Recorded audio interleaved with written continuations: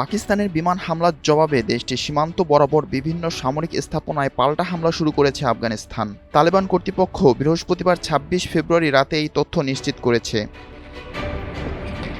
কাতার ভিত্তিক সংবাদ মাধ্যম আল জাজিরা আফগানিস্তানের পূর্বাঞ্চলীয় সামরিক কোরের মিডিয়া অফিস থেকে দেওয়া এক বিবৃতির বরাতে জানিয়েছে, নানগারহার এবং পাকতিয়া প্রদেশে পাকিস্তানি বাহিনী সাম্প্রতিক বিমান হামলার জবাবে বৃহস্পতিবার গভীর রাতে দুই দেশের সীমান্তে তীব্র সংঘর্ষ শুরু হয়।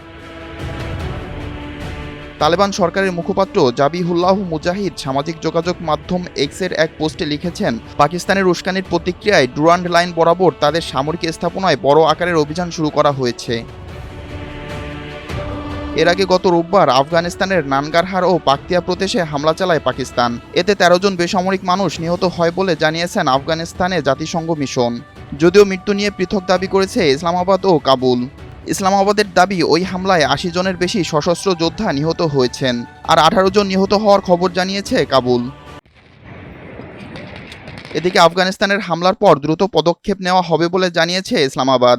এক্সে এক পোস্টে পাকিস্তানের তথ্য মন্ত্রণালয় বলেছে, দেশটির খাইবার পাখতুনখাওয়া প্রদেশের সীমান্তে বিভিন্ন এলাকায় বিনা উস্কানিতে গুলি চালিয়েছে আফগানিস্তান। দ্রুত ও কার্যকরভাবে এগুলোর জবাব দেওয়া হবে। বিপ্লব শেখ, এনটিভি অনলাইন।